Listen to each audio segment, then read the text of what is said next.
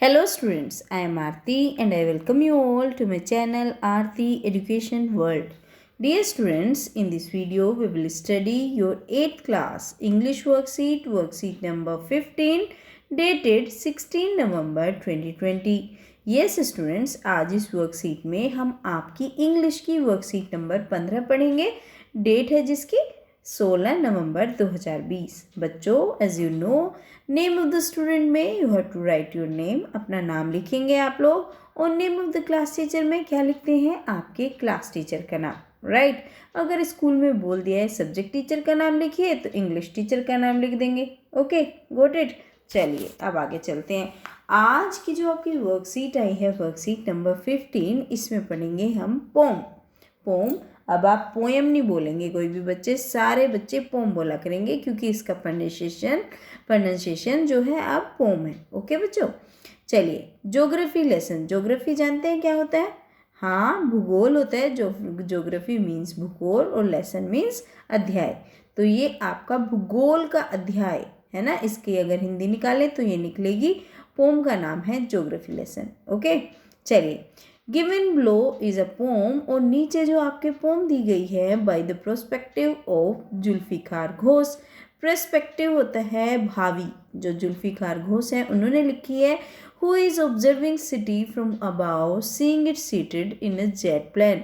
जो सिटी को, जो उनका शहर है, उसको कहाँ से ऑब्जर्व कर रहे हैं? ऑब्जर्व होता है देखना. कहाँ से देख रहे हैं? वो सिटी के ऊपर हैं. और सिटी के ऊपर कैसे होंगे?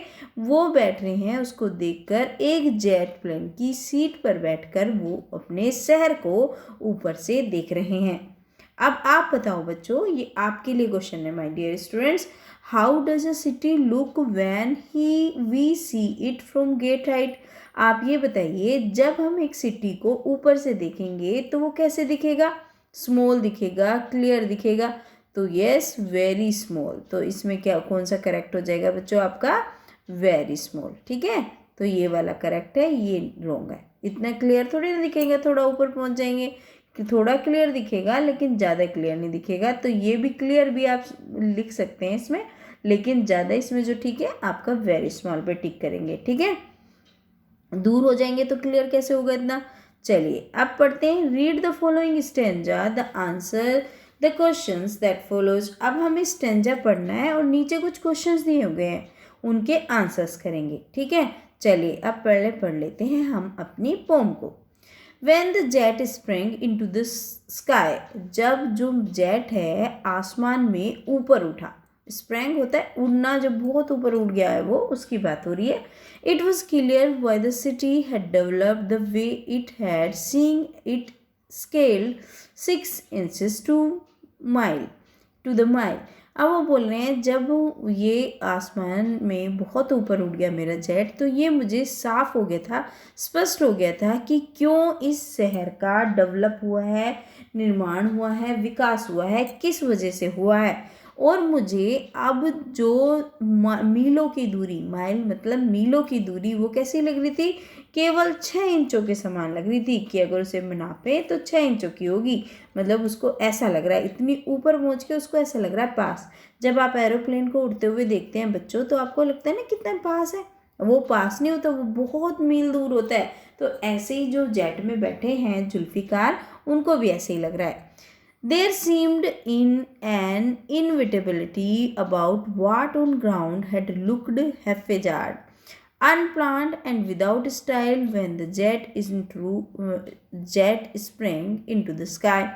अब उन्हें ऐसा लग रहा है, जब वो नीचे देखते हैं तो सब कुछ हैफेजार्ड मतलब अनसिस्टमेटिक, अनऑर्गेनाइज्ड, मतलब बिना संगठित, बिना किसी मतलब तरीके से, ना व्यवस्थित, ऐसा कुछ नहीं दिखाई देता. उन्हें ऐसा लगता है जिसकी कोई प्लान ना हुआ हो, अनप्लान्ड हो, मतलब जिसका किसी ने योजना ना बनाई हो, ऐसी उल्टे सीधे तरीके से बना दिया गया हो, ना उसकी कोई स्टाइल हो, विदाउट स्टाइल हो. When the jet sprang into the sky. और जब मेरा जेट ऊपर हवा में उड़ जाता है तो मुझे पता चलता है कि ये जो शहर है, शहर का निर्माण जो हुआ है किसी योजनाबद्ध तरीके से नहीं हुआ, किसी सिस्टम से नहीं हुआ, बल्कि ऐसे ही कर दिया गया है अपनी ज़रूरतों के लिए. ठीक है, ये हो गया हमारा स्टेंजा. अब देखते हैं नेक्स्ट स्टेंजा क्या बोलता है. देखिए, ये जेट में उड़ रहे हैं यहाँ पे जुल्फिकार, और ये देख रहे हैं उसकी पूरी ज्योग्राफी कैसा कैसा दिखता है उनका शहर। ठीक है, ये आप भी देख पा रहे हैं यहाँ पे। चलिए अब देखते हैं दूसरे स्टैंजा में क्या दिया गया है। When the jet reached the 10,000 feet, अब जब जेट कितना पहुंच गया, अब जेट पहुंच गया है 10,000 फीट की दूरी पे, है ना। आपकी हाइट कितनी होती है, एक आदमी की 5 फीट या ज़्यादा से ज़्यादा 6 feet.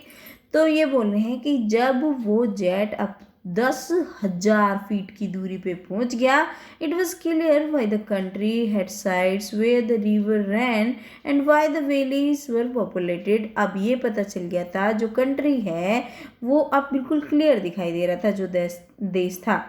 The cities where the rivers ran, और वो शहर भी दिखाई दे रहे थे जहाँ पे क्या कर रहा था, जहाँ पे वो नदियाँ हैं वो दौड़ रही थी, भाग रही थी। और क्यों ये वैली इतनी पॉपुलेटेड है, जो हमारी वैलीज होती हैं हमने कैसे भर रखा है, क्यों इतनी वहाँ पे पॉपुलेशन है, क्यों इतने लोग वहाँ पे रहते हैं। द लॉजिक ऑफ ज्योग्राफी, और ये भी पता चल गया था कि ज्योग्राफी का लॉजिक क्या है। That land and water attract man, ये जो लैंड होती है और ये जो पानी होता है ये क्या करता है, इंसान को अपनी तरफ खींचता है।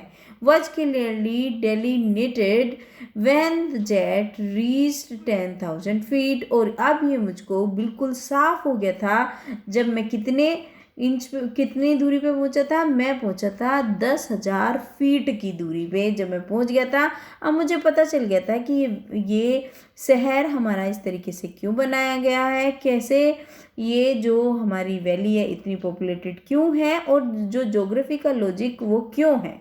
तो ये ज्योग्राफी का कारण क्या है, ये सारी चीज़ें आप जो राइटर हैं, जुल्फिकार हैं, जो इसके पोएट हैं, उनको पता चल गया था। चलिए अब देख लेते हैं इस पोम के क्वेश्चन आंसर्स।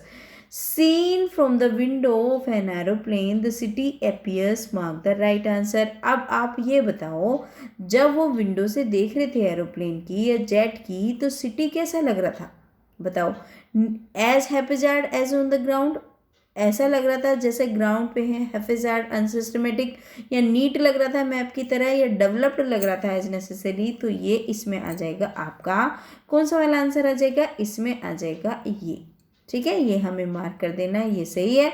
अब देख लेते हैं which word in the stanza means which can not be avoided, जिसको हम अवॉइड नहीं कर सकते। इनएविटेबल क्या होता है, इनएविटेबल होता है जिसको हम अनिवार्य होता है, जरूरी होता है ना। तो इसका क्या आ जाएगा, जिसको हम अवॉइड नहीं कर सकते वो जरूरी होता है, अनिवार्य होता है। तो इसका आंसर ये हो जाएगा। ठीक है, चलिए तीसरा क्वेश्चन है, what did attract the man. Man को क्या अट्रैक्ट करता है, अभी तो हमने पढ़ा क्या अट्रैक्ट करता है मैन को, देखिए लैंड एंड वाटर। तो देखिए इसका आंसर क्या हो जाएगा, लैंड एंड वाटर हो जाएगा। Okay, from a certain height a mile got reduce to inches, और जब हम एक सर्टेन हाइट पे पहुंचते हैं तो जो मील होते हैं वो रिड्यूस हो गए थे, है ना, कम हो गए थे। कितने इंचेस बताए इसमें पोम में, राइटर ने बताया है 6 इंचेस। ऐसा ही एक्स लिख लीजिए या फिर इस तरीके से लिख लीजिए। अच्छा, इसमें तो लिखा ही हुआ है तो आपको लिखने की ज़रूरत ही नहीं है, बस आपको मार्क कर देना है, ये रहा 6 इंचेस। ठीक है, 6 इंचेस का लग रहा था ना, उसे 6 इंच का लग रहा था जब वो मीलों दूरी पे पहुंच गया था। चलिए ये हो गया। अब पांचवा क्वेश्चन दिया हो गया है, what was clear when the jet reach the 10,000 feet high. क्या क्लियर हो गया था जब वो 10,000 फीट की दूरी पे पहुंच गए थे जो राइटर थे। तो बच्चों इसका आंसर आप ये लिखेंगे, ये सब चीज़ क्लियर हो गई थी। Why cities ran along the river, क्यों सिटीज़ के साथ रिवर होती हैं। वाई वैलीज आर पॉपुलेटेड, क्यों जो वैलीज होती हैं, जो घाटियाँ होती हैं, इतनी जनसंख्या होती है उनमें। एंड लॉजिक ऑफ हिस्ट्री, ये तीनों चीज़ें उन्हें पता चल गई थी। आप लास्ट स्टेंजा में देखोगे तो ये तीनों चीज़ें उन्हें पता चल गई थी। इसके क्या कारण है ना, क्यों शहरों के पास रिवर है, क्यों वैली इतनी पॉपुलेटेड है, और लॉजिक पता चल गया था ज्योग्राफी का। तो पांचवें क्वेश्चन का आप ये आंसर लिख देंगे। देखो बच्चों, मैंने आपके आंसर, जो बच्चे अपनी वर्कशीट में काम करेंगे वो तो ऐसे भर लेंगे जैसे मैंने बताया है, और जो बच्चे वर्कशीट में काम नहीं करते वो अपनी कॉपी में करते हैं, तो इस तरीके से उनको ये ऑप्शंस लिखने हैं। ओके माय डियर स्टूडेंट्स, तो ये थी आज की आपकी वर्कशीट नंबर 15 इंग्लिश की। अब बच्चों, अब आपको एक चीज़ और याद रखनी है, लेकिन उससे पहले आप अगर नए आए हैं चैनल पर तो चैनल को सब्सक्राइब कर लो। आपको बहुत हेल्प मिलने वाली है आपकी वर्कशीट सोल्व करने के लिए, क्योंकि 8th क्लास की सारी वर्कशीट मैं आपको सोल्व कराती हूँ अच्छे से समझा के। ठीक है बच्चों, और अपने सारे दोस्तों को शेयर करना है जिससे सबको वीडियो का लाभ मिल सके। वीडियो को आप सबको लाइक भी करना है मेरे प्यारे बच्चों, और आपको एक अपना प्यारा सा कमेंट भी करना है। जब भी मुझे टाइम मिलेगा मैं उसको पढ़ूंगी और आपके जो आपके कमेंट होंगे उनका रिप्लाई भी करूंगी। मुझे बहुत पसंद है आपके कमेंट। ठीक है, तो आप एक कमेंट तो लिख ही सकते हो हमारे लिए। चलिए अब बच्चों, अब आपको ये भी बहुत ज़रूरी बात है जो कोविड से रिलेटेड है। आपको पता है दिल्ली में कौन सी लहर चल रही है? तीसरी लहर चल रही है कोरोना की। तो उससे बचने के लिए हमें क्या करना है? कम से कम 6 फीट की दूरी या 2 यार्ड की दूरी बना के रखनी है। और बच्चों, चिल्ड्रंस डे बीत गया तो उसके लिए आपको बिलेटेड हैप्पी चिल्ड्रंस डे। खूब मजे करिए। Thank you.